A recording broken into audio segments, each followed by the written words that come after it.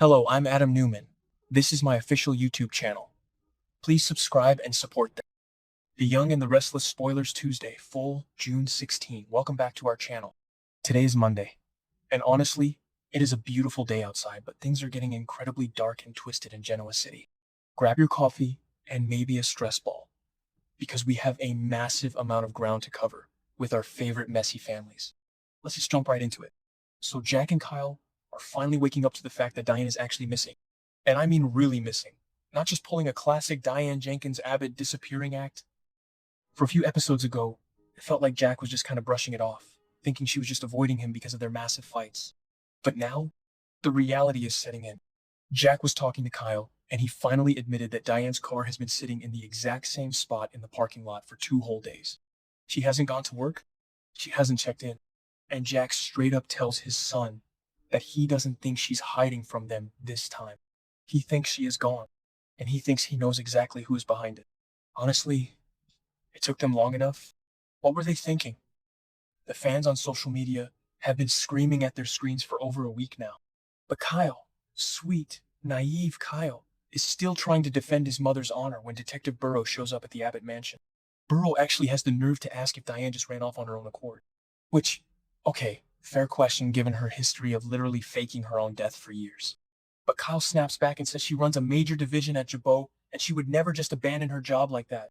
It's kind of sweet how much Kyle defends her. But it also shows how completely in the dark they are about the sheer danger she is in right now. And speaking of danger, let's talk about Patty Williams. Just, wow.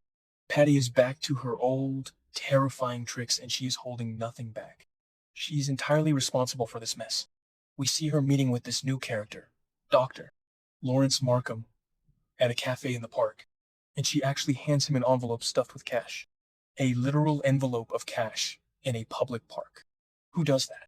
It is so clunky and so obvious. She asks him how things are going, and he gives her this incredibly creepy, smug answer about how things are going exactly as planned and she will be very pleased with the results. But here is the best part of the entire episode. Tracy Abbott. Tracy is the absolute MVP right now. She was right there behind a pillar. She saw the whole thing.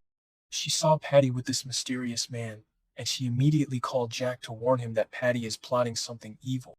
Tracy doesn't play around anymore. After she hangs up, she actually confronts the doctor and Patty. Patty tries to play it cool, wondering when she'll see Tracy again, and Tracy just unleashes on her. I despise you, and that will never change. Boom. Short punches. Just like that. Tracy demanding to know what they are scheming is exactly the kind of energy the Abbott family needs right now, because Jack is just a mess. So Jack comes home, and who shows up at his front door? Patty. And she doesn't just show up to chat. She brings a prop. She shows Jack a horrifying photo of Diane unconscious in a white padded cell. A padded cell! She tells Jack that Diane suffered a severe mental breakdown and that her psyche just shattered. Patty claims she luckily found Diane and got her into a clinic where she can get the care she needs, recommended by Dr. Markham. And Jack, because he is desperate, actually tries to play nice for a second. He asks her where his wife is. But Patty is so delusional. She steps right up to him and says Diane's health is in his hands. She's literally blackmailing him for sex. She tells him he never really loved Diane and that they need to find the magic they had on the yacht. The yacht? Are you kidding me?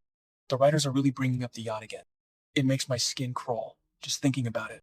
Jack is absolutely disgusted, and rightfully so. He yells at her that she is holding his wife hostage to extort him into bed. But Patty doesn't even flinch. She is totally disconnected from reality. Meanwhile, let's zoom out and talk about what is actually happening to Diane. Because the photo Patty showed Jack was a padded cell, but that is not where Diane really is. Diane finally wakes up from being drugged, and she's completely disoriented. She's in this strange, unfamiliar living room. She tries the doorknob. Locked. She looks at the windows. There are heavy iron bars on them. It is a literal prison disguised as a cozy home. And then she notices something on the bookshelf that made my jaw hit the floor. A stack of books written by Dr. Alan Laurent. Yes, Laurent. As in Martin Laurent's brother. Or maybe Martin himself? We will get to that theory in a second because my brain is spinning. Diane finds a letter opener and tries to pick the lock, but then Dr. Markham walks in. Jared Burns is playing this guy, and he is just so perfectly creepy. He walks in and says, "Oh, good, you're awake," like he's just her friendly neighborhood host. Diane immediately threatens him with the letter opener. She is terrified, confused, and demanding to know who he is and why she is locked up. And this guy, this absolute monster, just calmly tells her to put the weapon down. He gaslights her into oblivion. He tells her that she had a total mental breakdown. He lies straight to her face, saying he found her screaming and inconsolable on the side of the road in her car. And then he drops the ultimate bomb. He tells Diane that he called the police and he called Jack, and that Jack agreed that she needed to be treated by him. Can you imagine? Diane already thinks Jack betrayed her by sleeping with Patty. Now she thinks Jack actually authorized a shady psychiatrist to lock her in a barred room. It is psychological torture. Diane says she wants to go to a real clinic and demands to be let go, but Markham just brushes her off.